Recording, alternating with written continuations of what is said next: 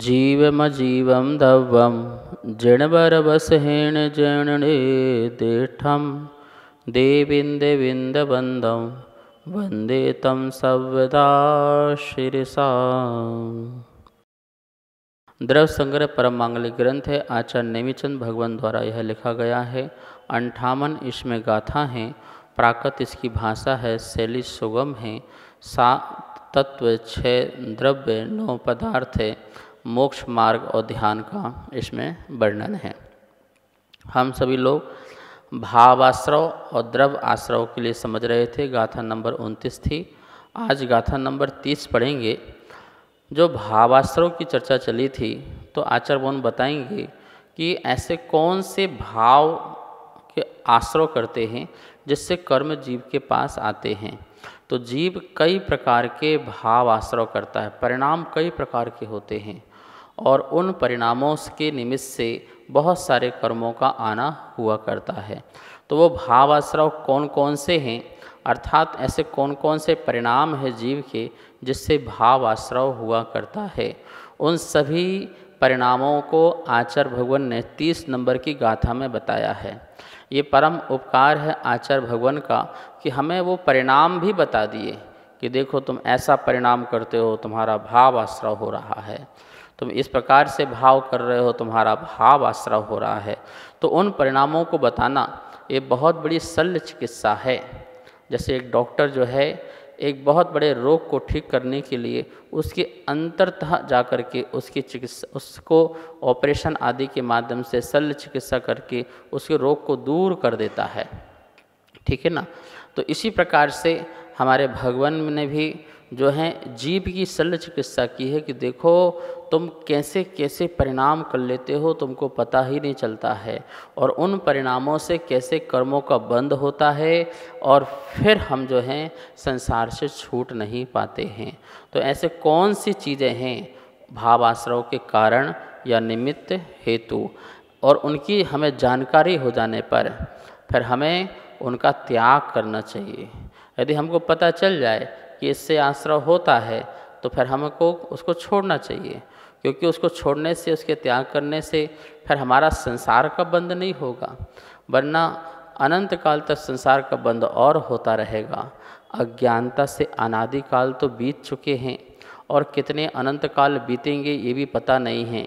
इसलिए हमें इनके नाम जान करके, इनके अर्थ को जान करके और इनका त्याग करते हुए हमें भावाश्रव को छोड़ना चाहिए। आइए सबसे पहले 30 नंबर की जो गाथा है भावाश्रव के भेद, उस गाथा का उच्चारण करते हैं और अर्थ भी समझते हैं। द्रव्य संग्रह गाथा नंबर 30 उच्चारण करेंगे। मिच्छत्ता मिच्छत्ता विरदि विरदि पमाद पमाद जोग कोहा जोग कोहा दौथ दौथ विण्णेया पण पण पणदस तिय चदु कमसो भेदा दु पुव्वस्से पुव्वस्से। फिर देखिए मिच्छत्ता विरदि पमाद जोग कोहा दौथ विण्णेया पण पण पणदस तिय चदु कमसो भेदा दुपुव्वस्से। ये गाथा का उच्चारण हुआ। पूर्ण उच्चारण एक साथ करते हैं सभी मिलकर के। मिच्छत्ता विरदि पमाद जोग कोहा दौथ विण्णेया पण पण पणदस तिय चदु कमसो भेदा दुपोवस्से। पूरी गाथा का जो है अर्थ समझते हैं। यहाँ पर क्या लिखा है? मिच्छत्ता, तो यहाँ संधि निकलेगी। मिच्छत मतलब मिथ्यात्व, और इससे निकलेगी अविरति, आ निकलेगा तो अविरति, मिथ्यात अविरति। फिर यहाँ पर निकलेगा पमाद मतलब प्रमाद, प्रमाद। मिथ्यात्व, अविरति, प्रमाद। जोग, जोग मतलब योग, ठीक है। कोहाद दौद, क्या दिया है? कोहाद, कोहादो मतलब कषाय आदयो, कषाय आदि। अथ मतलब और, इससे यहाँ पर खंडाकार होता है संस्कृत में, यहाँ पर नहीं है, इससे अथ, अथ मतलब और। विण्या जानना चाहिए, कोहादो मतलब आदो, आदो मतलब आदि, ठीक है। क्रोध, कषाय आदि, अथ मतलब और। मिथ्यात्, अवृत्ति, प्रमाद, योग, अथ मतलब और, कोहादो कषाय आदि, विण्या जानना चाहिए। पण मतलब 5, पण मतलब 5, पण 10 मतलब 15, पण मतलब 5, 10 मतलब 10, तो 5 और 10 15। तीय मतलब 3, चदु मतलब 4, कम सो क्रम से, कम सो क्रम से, भेदा भेद, क्रम से भेद हैं। तो यहाँ पर पुव्वस्य, पुव्वस्य का अर्थ क्या है? पूर्व के मतलब पहले का। द्रव्य आश्रव के पहले कौन सा है? भाव आश्रव। तो पुव्व मतलब पहला, जो प्रथम है भाव आश्रव है, उस भाव आश्रव के यहाँ पर भेद हैं। तो पुव्वस्य का जो अर्थ लगाना है वो भावाश्रव। पुव्वस्य मतलब पूर्व का, पूर्व मतलब भावाश्रव द्रव्याश्रव में, तो द्रव्याश्रव से पूर्व भावाश्रव। तो इस प्रकार से भावाश्रव की यहाँ पर भेद क्रम से जानना चाहिए। कैसे जानना चाहिए? देखिए, मिच्छत्ता मिथ्यात्व पण 5, मिथ्यात् 5 हैं। अवरति पण, अवरति 5 हैं। पमाद प्रमाद पण 10, 15 प्रमाद हैं। जोग मतलब योग, तीय 3 योग हैं। कोहादो और क्रोधादि जो हैं ये कोहादयो मतलब क्रोध आदि। यहाँ कषाय शब्द बताना है कि कषाय, कषाय में सभी आ जाता है, 4 प्रकार के कषाय। कोहादयो क्रोध, मान मान माया लोभ, ये 4। तो कोहादयो इसलिए यहाँ पे शब्द दिया है कोधादयो मतलब क्रोध आदि। चदु मतलब 4। इस प्रकार से इनको ये जो हैं पुव्वस्य भाव आश्रव के भेद जानना चाहिए। ऐसा यहाँ पर एक गाथा का अर्थ हुआ। गाथा का अन्वय देखेंगे। अथ अब पुव्वस्य भावाश्रव के भेदा भेद, मिच्छत्ता अवरति प्रमाद जोग, मिथ्यात् अवरति प्रमाद योग, दु और कोधादयो कषाय, क्रोध आदि कषाय।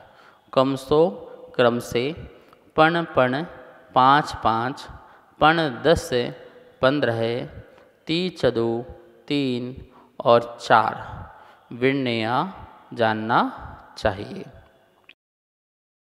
ये एक एक शब्द का अर्थ है। इसमें भी अपन को जो है 2-4 शब्दों का पहले अर्थ समझ लेते हैं। जैसे अथ शब्द दिया है, तो अथ का अर्थ प्रसंगवश अलग अलग अर्थ होता है। कहीं और होता है, कहीं अथवा होता है, कहीं अब होता है। तो अपन ने पहले भावाश्रव की परिभाषा पढ़ ली, तो अथ मतलब अब जो है इसके अपन जो है भेद भी समझ लेते हैं, ऐसा अर्थ। दु का अर्थ भी बहुत जगह अलग अलग अर्थ होता है। दु मतलब किंतु भी होता है, परंतु भी होता है, कभी पाद पूर्ति के लिए भी होता है, और कभी कभी और शब्द भी होता है। जैसा जैसा जहाँ जहाँ प्रसंग आए उसे वहाँ वहाँ पर लगाना चाहिए, ठीक है ना। यहाँ पर एक शब्द और दिया है कोहादो। कोहादो मतलब कोह, कोह मतलब क्रोध, आदवो आदि। तो क्रोध एक शब्द दे दिया। चूँकि आचार्य को कषाय लिखना था वहाँ पर कि कषाय, पर वहाँ पर शब्द ज़्यादा चाहिए है, तो आचार्य कितना अपना बुद्धि लगाते हैं कि हम इसको कैसे यहाँ फिट करें। तो उन्होंने को हा दो ऐसा शब्द बनाया, ठीक है ना, कि क्रोध आदि, तो क्रोध, मान, माया और लोभ, इस प्रकार से ऐसा लगा लेना। सामान्य से यही लगाया जाता है। यदि देखें तो 4 जो कषाय हैं वो अपन जब लगाते हैं, चौकड़ी की बात करते हैं, तो अनंतानुबंधी, अप्रत्याख्यान, प्रत्याख्यान और संजलन, ये 4 चौकड़ी होती हैं, ये लगाया जाता है। और यदि हम विशेष खुलासा करते हैं तो सबके 4-4 कषाय और फिर 9 कषाय, ऐसे और भी भेद हो जाया करते हैं। कहने का मतलब है कि जो पूर्वश्य, जो पूर्व का जो पहला जो आश्रव है वो भाव आश्रव है, और ये भाव आश्रव के यहाँ पर भेद बताए गए हैं।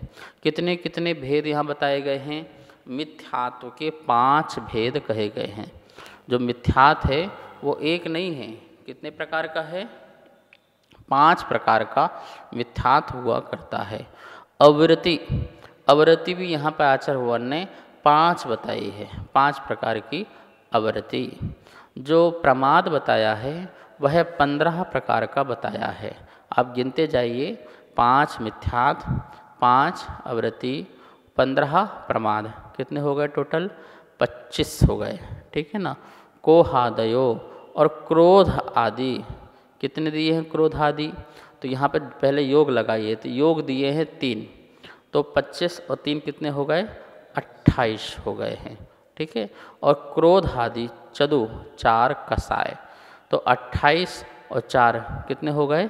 32 भेद हो गए। तो आचार्य भवन ने यहाँ पर संक्षेप में 32 प्रकार के आश्रव बताए हैं, वो संक्षेप से बताए हैं। और यदि इनका और भी अपन विशद रूप से वर्णन करें तो वो और भी प्रकार के जो है आश्रव हो सकते हैं। जैसे कि यहाँ पर अवृत्ति जो बताई है 5, और यदि आप खुलासा करेंगे तो 12 प्रकार की अवृत्ति हो जाती है। कितने प्रकार की? 12 प्रकार की अवृत्ति होती है। यहाँ पर योग बताया है 3 प्रकार का, और यदि खुलासा करेंगे तो 15 प्रकार का जो है योग हो जाता है। यहाँ बताई है 4 प्रकार की कषाय बताई है। यदि कषाय का पूरा वर्णन करें तो 25 प्रकार की जो हैं कषाय हो जाती हैं। तो आप सोचिए, 25 प्रकार के कषाय रूप परिणाम, ठीक है ना, 15 प्रकार के योग रूप परिणाम, 15 प्रकार के प्रमाद रूप परिणाम, 12 प्रकार की अवृत्ति रूप परिणाम, 5 प्रकार का जो मिथ्यात है उस रूप परिणाम। ये कितने प्रकार के परिणाम हो गए, ये कितने प्रकार के भाव हो गए। इन सभी भावों से जीव को क्या होता है? कर्मों का आश्रव हुआ करता है। अब एक एक चीज़ को समझते हैं। पहले मिथ्यात, जो पहला गाथा में शब्द दिया है मिथ्यात, यहाँ लिखा है जीव आदि तत्वों में श्रद्धा न होना मिथ्यात्व है, अथवा मिथ्यात प्रगति के उदय में, अतत्व में तत्व बुद्धि, अदेवों में देव बुद्धि और अधर्म में धर्म बुद्धि की श्रद्धा को मिथ्यात्व कहते हैं। ये 5 हैं: एकांत मिथ्यात्व, विपरीत मिथ्यात्व, संशय मिथ्यात्व, विनय मिथ्यात्व और अज्ञान मिथ्यात्व। यहाँ पर 2 परिभाषाएं मिथ्यात्व की दी गई हैं। जो जीव आदि हैं, जीव, अजीव, आश्रव, बंध, संबर, निर्जरा, मोक्ष, 6 द्रव्य, 9 पदार्थ और 5 अस्तिकाय, ये जो बात कही गई है तत्वादि, इनमें श्रद्धा नहीं होना, इसको समझना नहीं, समझने का प्रयास नहीं करना और अज्ञानी बने रहना, अज्ञानता ही अपने अंदर छाई रहना, तो ये मिथ्या बुद्धि बता रहे हैं कि इस पर श्रद्धा नहीं है। जिसको मैं कौन हूँ, मैं शरीर को ही जीव मान लेता हूँ, कभी जीव को ही शरीर मान लेता हूँ, तो इस प्रकार से मैं पर द्रव्य का अपने को कर्ता मान लेता हूँ, या पर का मैं स्वयं कर्ता बन जाता हूँ। तो ये जो चीज़ें हैं, ये जो हैं तत्पर श्रद्धान नहीं हैं, और तत्व श्रद्धान नहीं होने के कारण इसको मिथ्यात रूप परिणाम होते हैं, अर्थात विपरीत श्रद्धान होती है।